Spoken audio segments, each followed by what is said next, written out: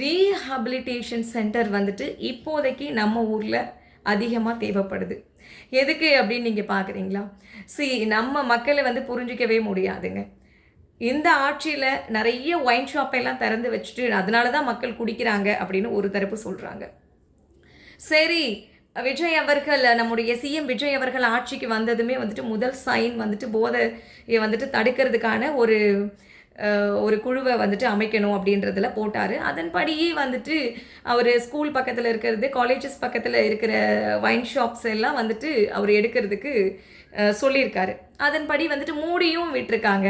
அதில் நேற்று நான் நியூஸ் பார்க்குறேன், அதில் வந்துட்டு ரொம்ப போதைக்கு அடிமையான நபர்கள் எல்லாம் இவ்வளோ தூரம் நாங்கள் எங்கே போயிட்டு நாங்கள் வாங்கி குடிக்கிறது, எங்களுக்கு இந்த ஷாப் தான் நியர்பையாக இருக்குது, இதை கம்பல்சரி வந்துட்டு நீங்கள் ஓப்பன் பண்ணியே ஆகணும் அப்படின்னு ஃபைட் பண்ணிகிட்ருக்காங்க. ஸோ அப்போ இந்த மக்களை என்ன தான் பண்ணுறது அப்படின்னா, எனக்கு தெரிஞ்சு மக்களுக்கு நிறைய பேருக்கு இந்த ஐடியா தான் இருக்கும். என்னென்னா, முதல்ல வந்துட்டு அவங்களுக்கு அவேர்னஸை கொடுக்கணும், விழிப்புணர்வை கொடுக்கணும்.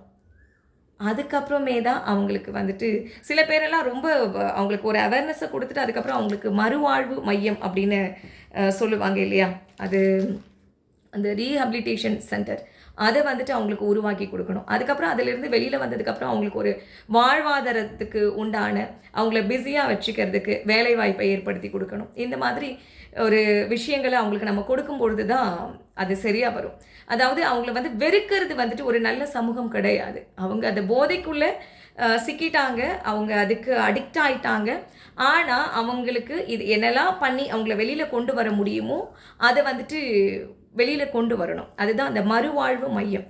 இதை வந்துட்டு நம்ம இப்போ டாஸ்மார்க்கை மூடுறோம் அப்படின்னா இங்கே அதை திறக்கணும், மறுவாழ்வு மையத்தை வந்துட்டு திறக்கணும்.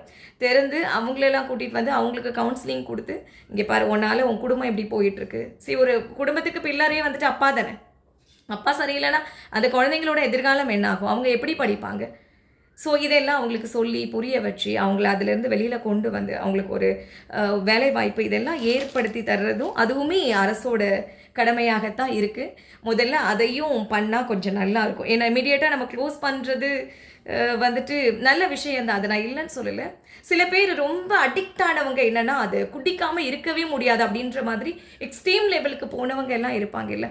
ஸோ அவங்கள நம்ம என்ன பண்ணுறது, அவங்கள எப்படி நம்ம ப்ரொடெக்ட் பண்ணுறது, அவங்கள எப்படி அதிலிருந்து நம்ம கொண்டு வர்றது அப்படின்ற வேலையையும் பார்த்து நம்ம கொண்டு வரணும்.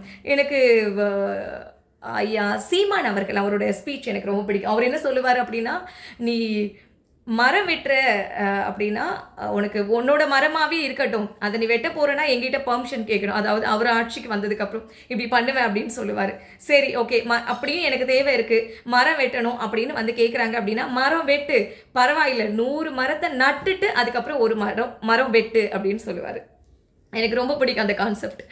அந்த மாதிரி நம்ம வந்துட்டு ஒரு வைன் ஷாப்பை மூடுறோம் அப்படின்னா இந்த மாதிரி மறுவாழ்வு மையத்தையும் ஒன்று ஓப்பன் பண்ணி வச்சு அதுக்கு யாரெல்லாம் அடிக்டாக இருக்காங்களோ அவங்களெல்லாம் டார்கெட் பண்ணி அவங்களுக்கு கொஞ்சம் நம்ம அவேர்னஸ் கொடுக்கறது ரொம்ப சிறப்பாக இருக்கும் அப்படின்னு நான் நினைக்கிறேன் நான்.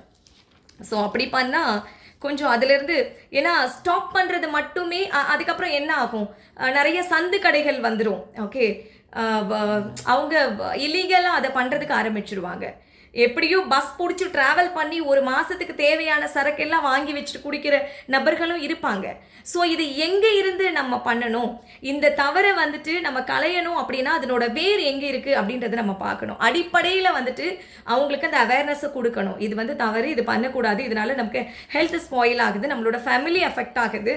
நம்ம இல்லை அப்படின்னா அவங்கள சார்ந்தவங்க எத்தனை பேர் அது ஒருத்தவங்க இல்லைன்னா அதை ஃபீல் பண்ணுவாங்க.